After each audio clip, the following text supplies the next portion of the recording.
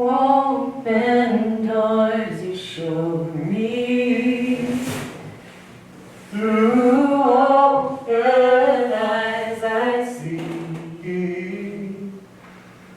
Open minds will carry. Open hearts like me. Open doors you showed me. Through open eyes I see. Open minds will carry. Open hearts like me. Open doors you showed me. Through open eyes I see. Open minds will carry. Open hearts like me.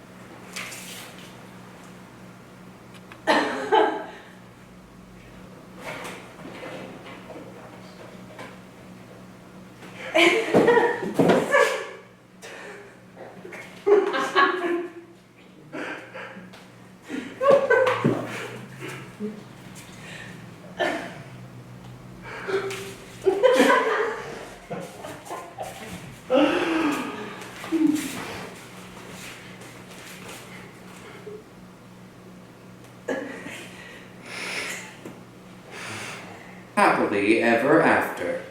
But it wasn't the end. In fact, it was only the beginning. America, America, God shed His grace on thee.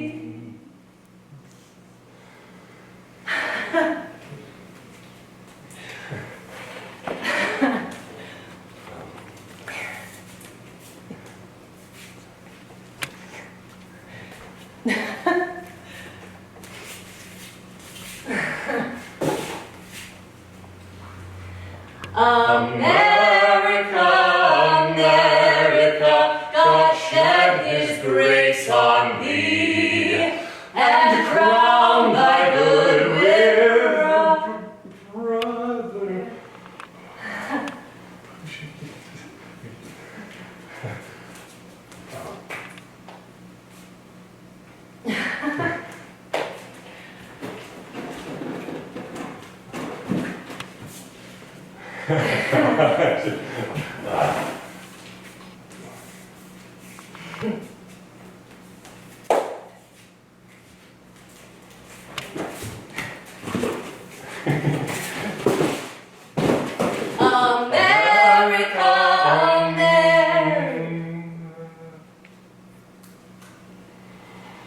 The man and the woman realized they were not alone. There were others there, a growing number of them it seemed. These people were not just like our man and woman. Some wore different clothes. Some had curlier hair. Some had no hair. Some spoke with accents. Some did not speak at all. The man and woman decided these people must be having an entirely different experience from us. Da, da, da, da.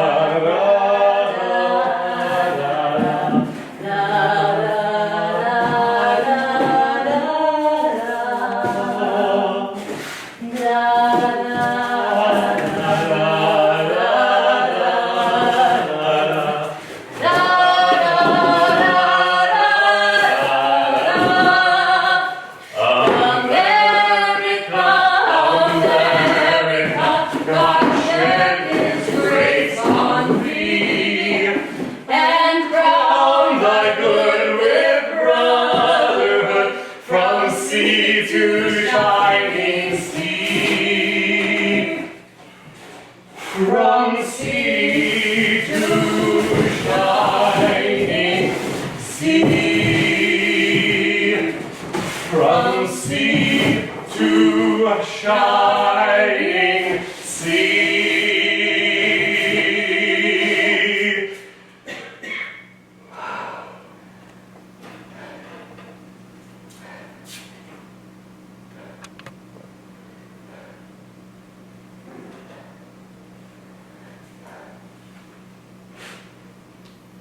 The Reverend Dr. Martin Luther King once said, "It is a kind of over-reliance on the bootstrap philosophy.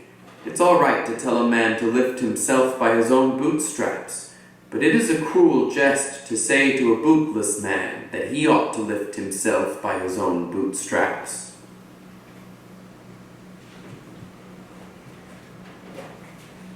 Oh, fellows, you should be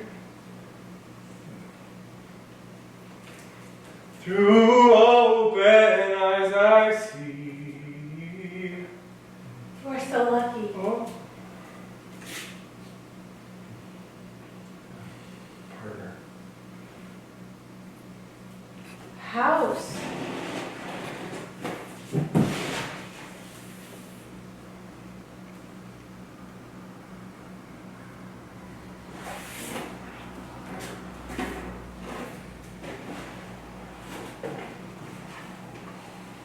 health.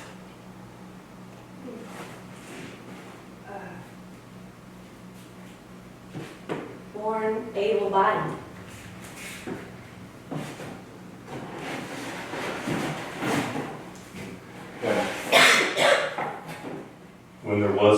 Whenever I did have a problem, I could always get good health care. College. Liberal arts college. My parents paid. No debt. Your parents paid for private school, K through 12. And both of our parents both went to college. Parents went to college.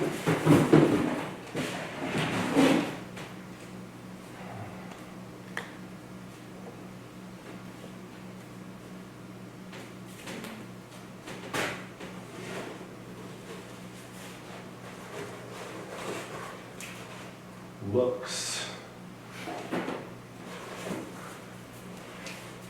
If I get stopped at the airport, I know that it's actually random. And I've been able to get jobs just because I look like Americans are supposed to look. I got a summer job once at a dress shop because the woman hiring thought I looked like Julia Roberts. That is actually why I was hired. I mean, you do look like Julia Roberts. Well, and you're a hard worker, and they were lucky to have you. Okay. One time I was at Kmart with an old black lady from church to get some Epsom salt. And she said, "Oh, you have some aches and pains?" And I just thought, no, I just want to neutralize my electromagnetic field. Oh my God. I know. I mean, I didn't say it out loud. okay, No, okay. The point is, I bought it at the back of the store, and I didn't ask for a receipt. And she looked at me and said, "They're going to think you stole that." And I said, "No, they're not."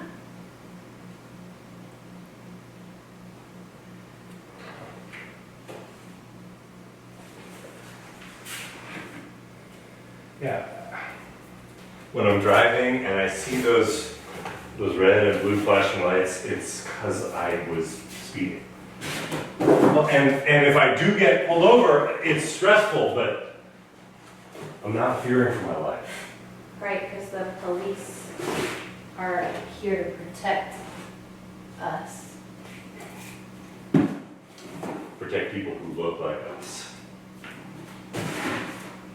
I went to Tijuana once without taking my passport. I drove, and I knew that I could get back across the border because I was a young, white, attractive female. And sure enough, I got to the border, and I said to the immigration officer, "Oh my gosh, I'm so sorry, I just don't have it." And they let me back in.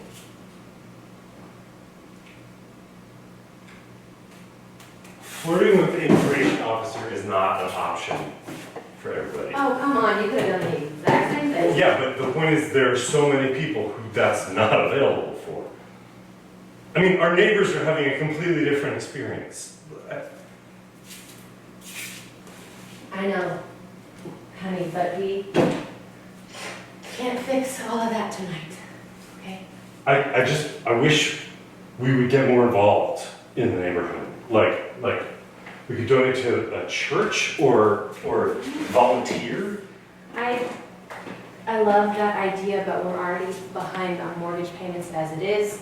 I think we should get on our own feet before we try to give it all away. I just...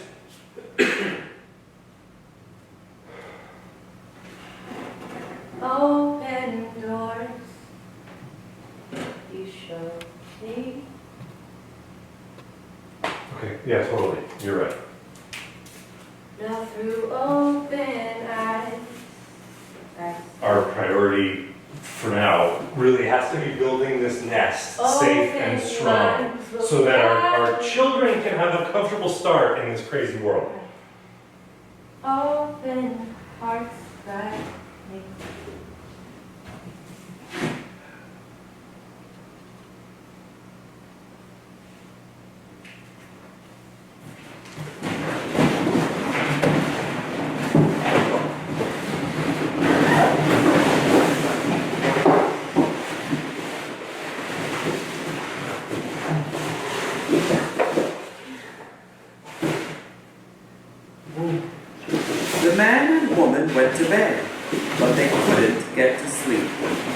It wasn't the end. It was only the beginning.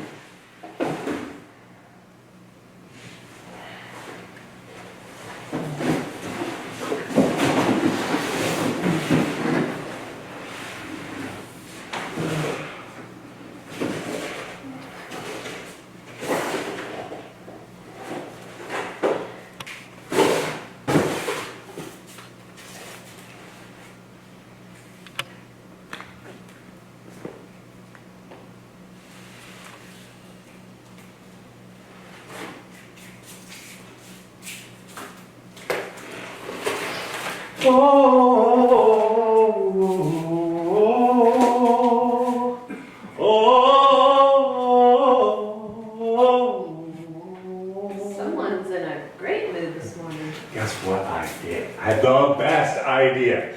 You want to talk about it on the run? Well, I made a $50 monthly recurring donation to the Boys and Girls Club down the street. Honey, I love that you did that, but I really wish that you had talked to me about that first. What card did you use? What card? I used our shared card so we get the double miles. We're already behind on those payments. $50 every month. It's one nice dinner out. I think we can make the sacrifice. Oh, I agree, but if we make that sacrifice, we should put that towards paying off our debt first. That has to be priority.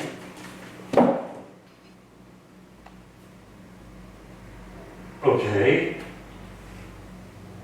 Okay, we can make it a one-time donation.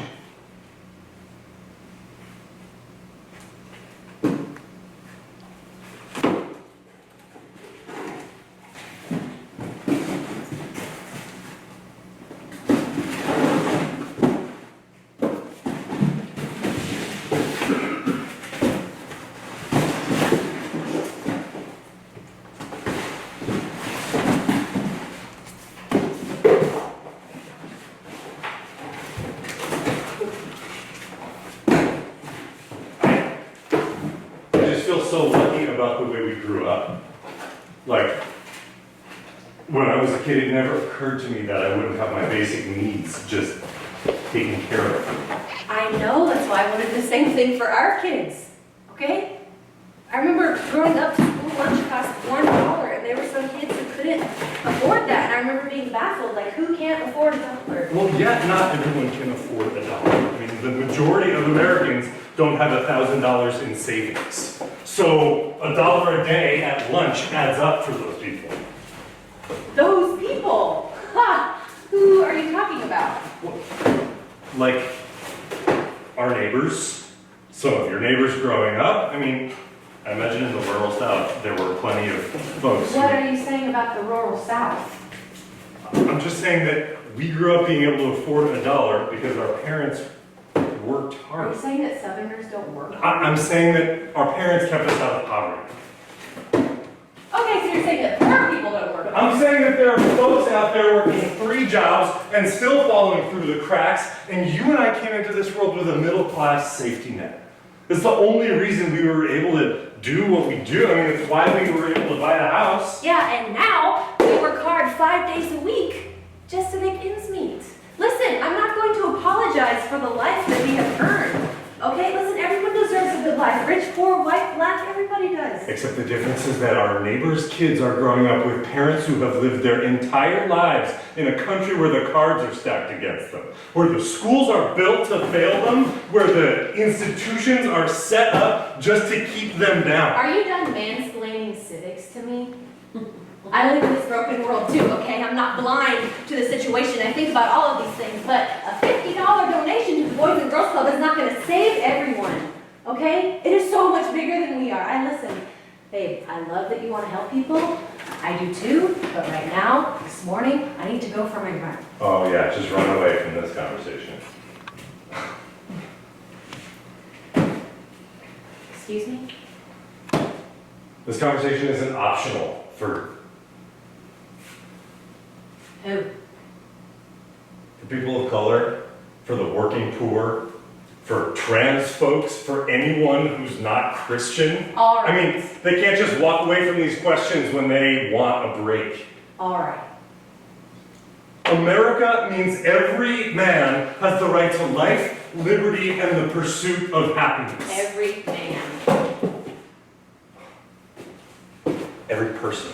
So you want to talk about Thomas Jefferson, huh? Did you know that Thomas Jefferson owned people? That is not the point. This is about the values this country aspires to. No, it is the point, okay? Thomas Jefferson, when he wrote that, he was referring to men. He was referring to white Protestant landowning men just like you. That's why he owned slaves, okay? This country isn't set up to help every single person. It just isn't. That is exactly what I am saying. So, what do you want to do about it? I don't. Professor and author Robin DiAngelo defines white fragility as a state in which even the minimum amount of racial stress becomes intolerable, triggering a range of defensive moods. These moods include the outward display of emotions such as anger, fear, and guilt, and behaviors such as argumentation, silence, and leaving the stress-inducing situation. These behaviors, in turn, function to reinstate white racial equilibrium.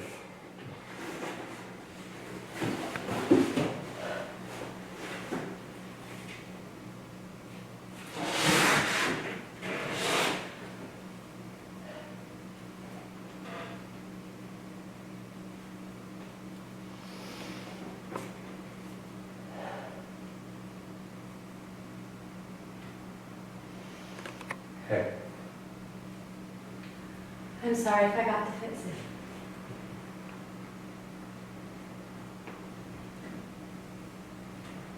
Probably when you first woke up in the morning before having a chance to go for a jog is not the best time for me to bring that up. I feel like I wasn't taking care of you in that way. Sorry. Thank you.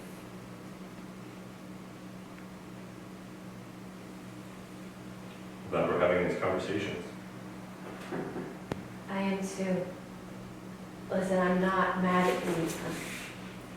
I'm not mad at you. This is so overwhelming. It really felt like you were trying to attack me. I'm not saying that's what you meant. I wasn't. It just touched a really sore place in me. Yeah. I mean, it's not like it's the first time I've thought about how privileged I am. We are. But yeah, it's new to understand what it means for other people to experience oppression day to day. It's always been there. But us marinating in liberal guilt isn't gonna help. I can't just not see it anymore. I mean, how about those kids on the corner waiting at the bus stop every morning? Or like the news special that we saw on TV? And I mean, it's like you weren't there when we walked down and saw that house. We don't need to relive this, okay? It makes me feel like maybe none of the things we care about actually matter. Look, let's keep that $50 donation to the Boys and Girls Club monthly, all right? At least through the end of the year. It's not about $50.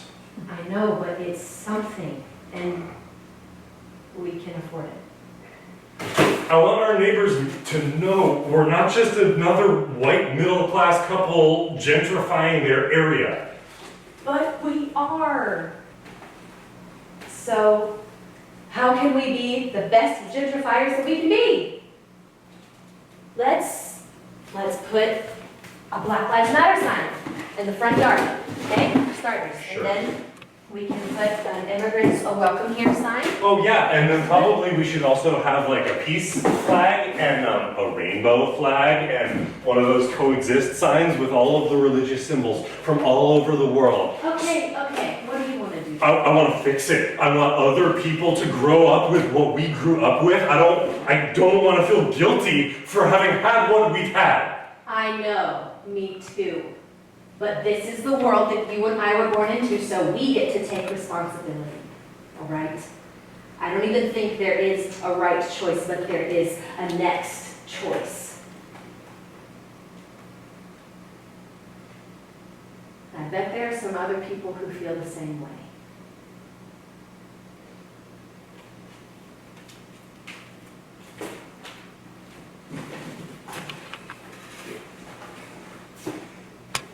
The man and the woman began to check themselves. Were they racist? Yes, they were. Were they classist? Yes, they were. But they learned to start noticing it. They continued to catch themselves with the impulse to not sit next to that other person. And they learned to question that voice. They realized that they didn't hang out with enough people who didn't look like them. They began compulsively smiling as warmly as possible at every person on the street that they felt was different from them. It was a bit much. They became hypersensitized to difference. They got books. They downloaded podcasts. They talked with their white, middle-class friends about it. They unlearned the color blindness that they had been encouraged to learn as kids. And at first, it felt like moving backwards.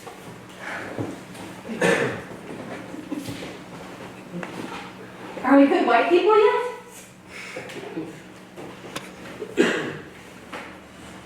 No, really, like, who's to say what's enough? It just Who feels... do we go to ask, hey, are we doing a good job at being white?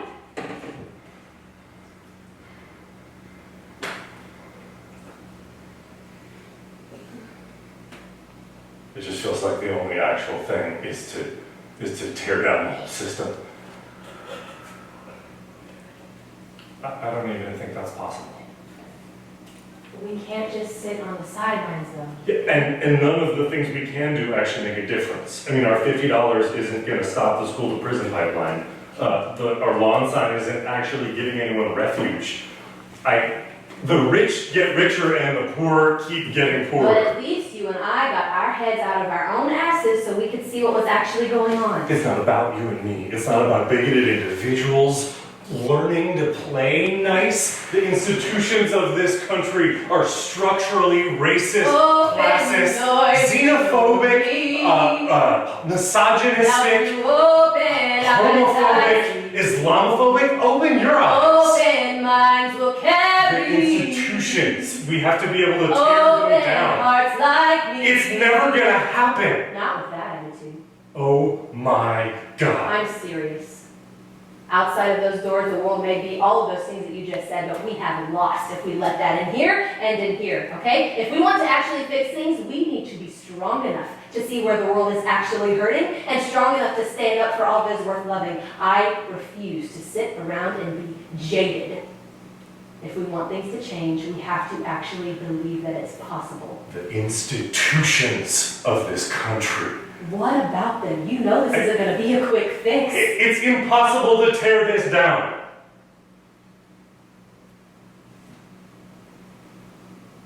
I know it may feel that way most days. But tonight,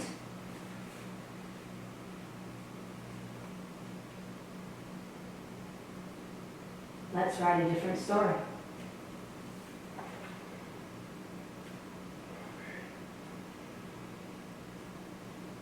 Once upon a time, there were two people. Open doors show me. They looked a lot like these two people. Now through open eyes I see. But they got educated. Open They did their part.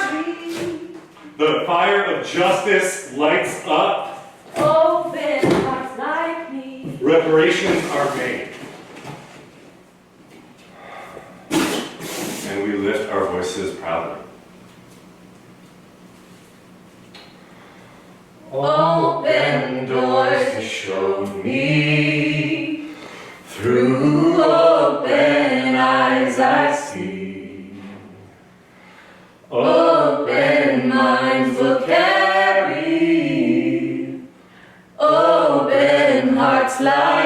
me.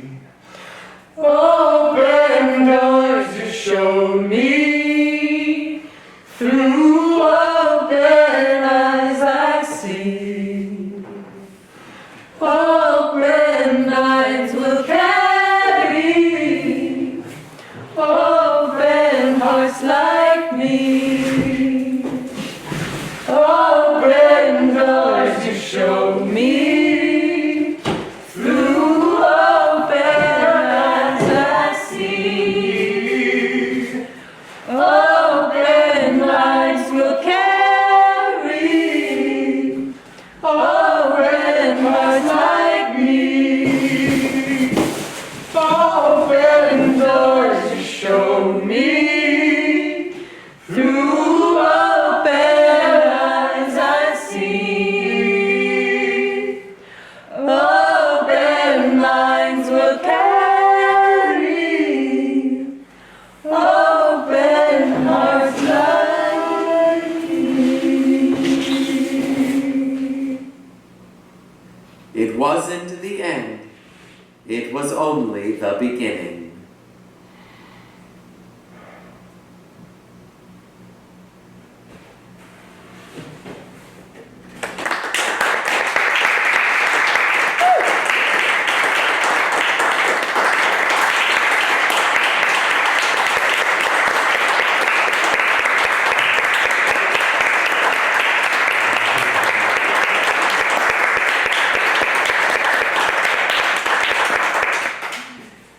Thank you so much. Yeah. While you're still here, Those pens are pencils and sheets of paper that you got when you came in. We're gonna give you 2 minutes. Jot down whatever is alive in you right now. This doesn't have to be for sharing, it can be. This can be just something personal for you, but we're gonna take 2 minutes to just get your thoughts on paper. thank you. Thank you so much.